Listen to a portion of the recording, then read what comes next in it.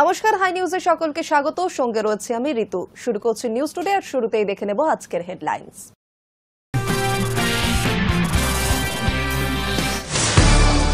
Betting অ্যাপে প্রচার, বিপাকে মিমি। সোমবার ইডির তলবে দিল্লিতে ইডির সদর দফতরে পৌঁছান মিমি। সঙ্গে ছিলেন মিমির আইনজীবীও। ফের মালদায় শুট আউট, তৃণমূল নেতা খুনের সাক্ষীকে খুনের চেষ্টা। বুকে গুলিবিদ্ধ অবস্থায় মালদহ মেডিকেল কলেজ হাসপাতালে ভর্তি হন তিনি। ঘটনাস্থল ইংলিশ বাজার থানা এলাকার অমৃতির কানাইপুর।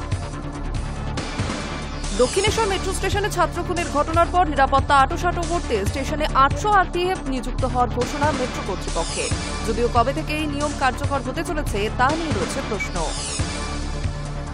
সংশোধিত ওয়াকফ আইনের উপর সম্পূর্ণ স্থগিতাদেশ জারি করল না সুপ্রিম কোর্ট। ওয়াকফ আইনের সব ধারা পুরো স্থগিত করার যুক্তি নেই অন্তর্বর্তী রায় সুপ্রিম কোর্টের। তবে স্থগিত রাখা হল জেলা শাসকদের ক্ষমতা। সংশোধিত ওয়াকফ আইনের উপর সম্পূর্ণ স্থগিতাদেশ জারি করল না সুপ্রিম কোর্ট। ওয়াকফ আইনের সব ধারা পুরো স্থগিত করার যুক্তি নেই অন্তর্বর্তী রায় সুপ্রিম কোর্টের। তবে স্থগিত রাখা হল জেলা শাসকদের ক্ষমতা। সংশোধিত ওয়াকফ আইনের ওপর সম্পূর্ণ স্থগিতাদেশ জারি করল না সুপ্রিম কোর্ট। সোমবার শীর্ষ আদালত অন্তর্বর্তী রায় দিয়ে জানিয়েছে ওই আইনের সব ধারা সম্পূর্ণভাবে স্থগিত করার কোনো যুক্তি নেই। একই সঙ্গে সুপ্রিম কোর্ট জানিয়েছে জেলা শাসক সাধারণ মানুষের ব্যক্তিগত অধিকার নিয়ে সিদ্ধান্ত নিতে পারবেন না, কারণ এতে আইন, আদালত আর প্রশাসনের প্রদত্ত আলাদা ক্ষমতা লঙ্ঘিত হবে। প্রসঙ্গত, সংশোধিত আইনে কোনো সম্পত্তি ওয়াকফ কিনা সেই ব্যাপারে চূড়ান্ত সিদ্ধান্ত নেওয়ার ক্ষমতা জেলা শাসক বা সমপদমর্যাদার আধিকারিকদের হাতে দেওয়া হয়েছিল। এর ফলে মুসলিম সম্প্রদায় তাদের অধিকার হারাচ্ছে বলে অভিযোগ তোলা হয়। সোমবার সুপ্রিম কোর্টের প্রধান বিচারপতি বি.আর. গাভাইয়ের বেঞ্চ সংশোধিত আইনের 3 অনুচ্ছেদটির ওপর স্থগিতাদেশ দিয়েছে। প্রধান বিচারপতি গাভাই এবং বিচারপতি এ.জি. বসের বেঞ্চ জানিয়েছে, যতদিন না ট্রাইব্যুনাল সিদ্ধান্ত দেয় ততদিন কোনো তৃতীয় ব্যক্তিকে অন্য কারো বিরুদ্ধে নতুন অধিকার দেওয়া যাবে না। ওয়াকফ আইনের বৈধতা নিয়ে প্রশ্ন তুলে মামলা হয়েছিল সুপ্রিম কোর্টে। গত 22 মে ওই মামলায় রায়দান স্থগিত রেখেছিল সুপ্রিম কোর্টের প্রধান বিচারপতি বি.আর. গাভাইয়ের নেতৃত্বাধীন বেঞ্চ। আজ এই মামলায় রায় জানালো সুপ্রিম কোর্ট। সংসদের উভয় কক্ষে বিল পাশ হওয়ার পরে গত 5 এপ্রিল রাষ্ট্রপতি দ্রৌপদী মুর্মুর সম্মতিক্রমে তৈরি হয় সংশোধিত ওয়াকফ আইন 2025। High news network. বেটিং অ্যাপে প্রচার, বিপাকে অভিনেত্রী তথা প্রাক্তন সাংসদ মিমি চক্রবর্তী। সোমবার ইডি তলবে দিল্লিতে ইডি সদর দফতরে পৌঁছান মিমি। সঙ্গে ছিলেন মিমির আইনজীবীও। কত টাকা নিয়েছেন মিমি জানতে চায় ইডি। বেআইনি বেটিং অ্যাপ কাণ্ডে দিল্লিতে ইডির সদর দপ্তরে হাজিরা দিলেন অভিনেত্রী মিমি চক্রবর্তী। সোমবার সকালে কেন্দ্রীয় সংস্থা দপ্তরে পৌঁছে যান তিনি।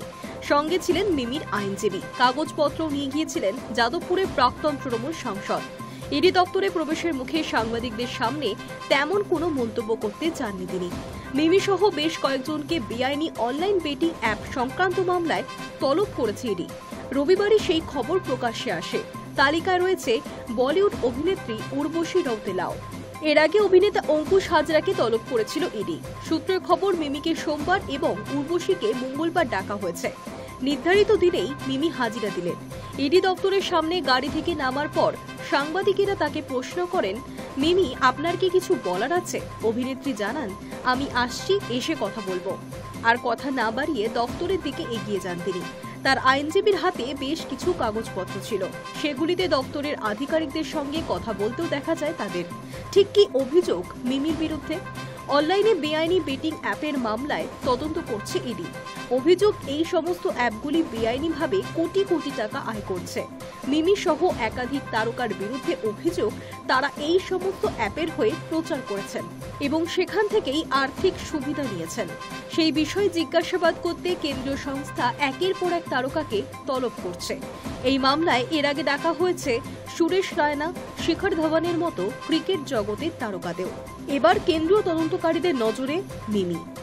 ভারতে বেটিং এবং অনলাইন জুয়া নিষিদ্ধ হওয়া সত্ত্বেও 1xBET বেটিং অ্যাপ নামক অ্যাপের সঙ্গে যুক্ত হয়েছিলেন মিমি চক্রবর্তী, আর সেখান থেকেই পেয়েছেন আর্থিক সুবিধা। এই অ্যাপের প্রমোশন করেছেন তিনি। সূত্রের খবর, কিভাবে এই বেআইনি অ্যাপ সংস্থা থেকে মিমি টাকা নিয়েছেন, কোন অ্যাকাউন্টে টাকা ঢুকেছে তা জানার চেষ্টা করছে তদন্তকারী এজেন্সি। এই মামলায় খতিয়ে দেখা হচ্ছে সোশ্যাল মিডিয়ার ভূমিকাও। গুগল এবং মেটার বিরুদ্ধে অভিযোগ, তাদের প্ল্যাটফর্ম শেয়ার করে এই অ্যাপ প্রমোশন করা হয়েছে এবং বিজ্ঞাপনও পেয়েছে। ফেসবুক এবং ইনস্টাগ্রামে এই অ্যাপের বিজ্ঞাপনও হয়েছে। Hi news network.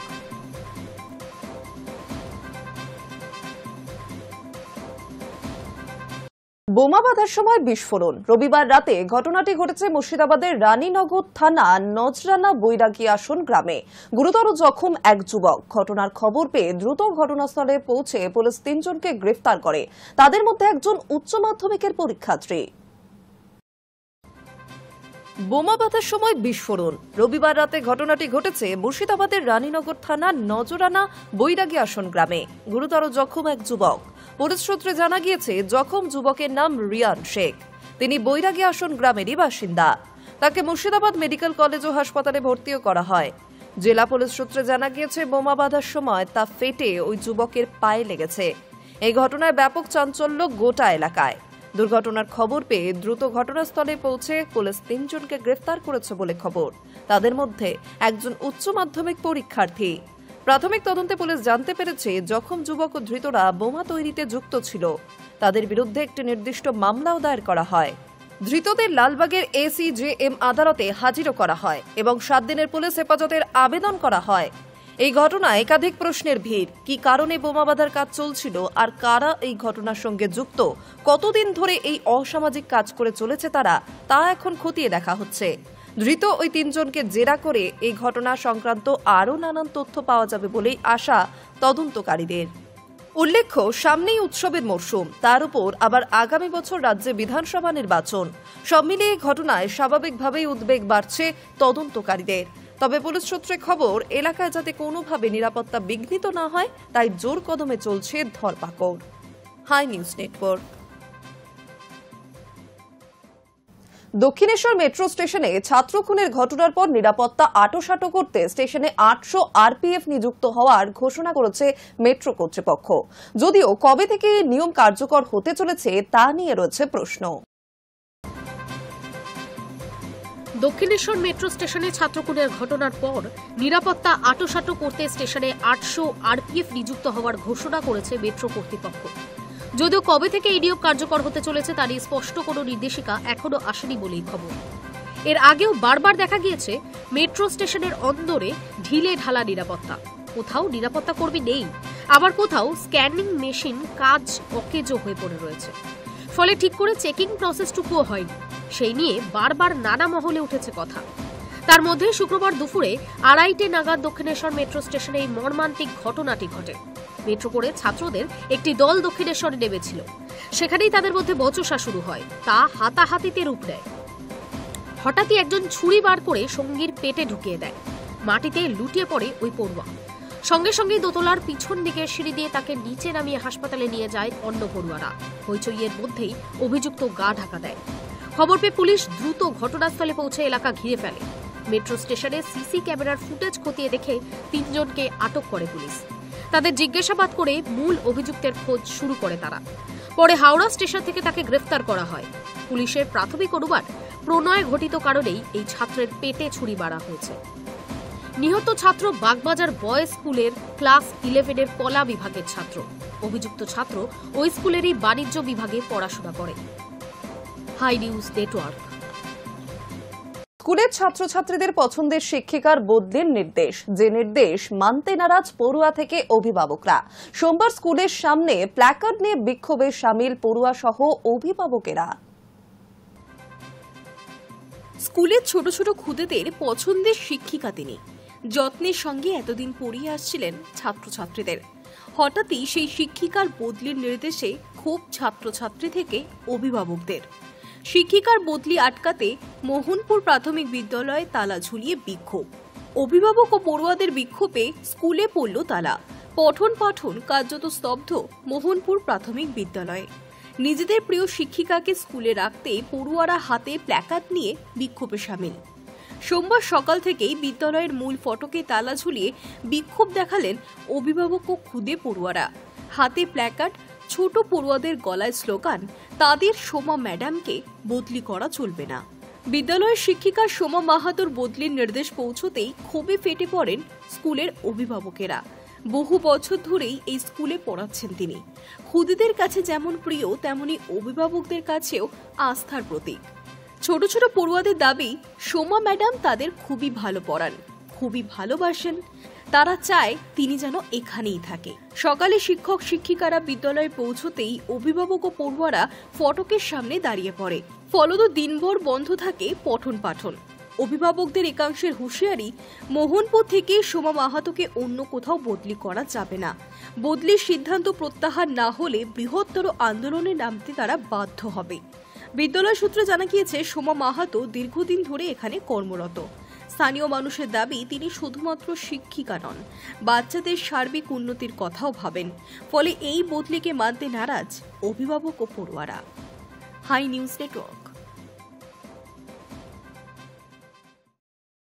বিদেশ থেকে জ্বালানি তেল এবং গ্যাস আমদানির পরিমাণ কমিয়ে দেবে ভারত। পরিবর্তে দেশে মজুদ খনিজ তেল উত্তোলন বাড়ানো হবে, বৃদ্ধি করা হবে বিকল্প জ্বালানির ব্যবহার, এমনটাই জানালেন প্রধানমন্ত্রী। বিদেশ থেকে জ্বালানি তেল ও গ্যাস আমদানির পরিমাণ কমিয়ে দেবে ভারত। পরিবর্তে দেশে মজুদ খনিজ তেল উত্তোলন বাড়ানো হবে, বৃদ্ধি করা হবে বিকল্প জ্বালানি ব্যবহার, এমনটাই জানালেন প্রধানমন্ত্রী। অসমের নিমালীগড়ে একটি ইথানল প্ল্যান্টের উদ্বোধন অনুষ্ঠানের ভাষণে প্রধানমন্ত্রী এই কথা বলেছেন। তার কথায়, ভারত এক বৃহৎ অর্থনীতি, কিন্তু আমাদের দুর্বলতা হলো আমরা জ্বালানির ক্ষেত্রে আত্মনির্ভর হতে পারছি না। প্রধানমন্ত্রী বলেন, ইথানল এক উপযুক্ত বিকল্প হতে পারে। অসমের ইথানল প্ল্যান্টটির কয়েক বছর আগে শিলান্যাস করেছিলেন প্রধানমন্ত্রী।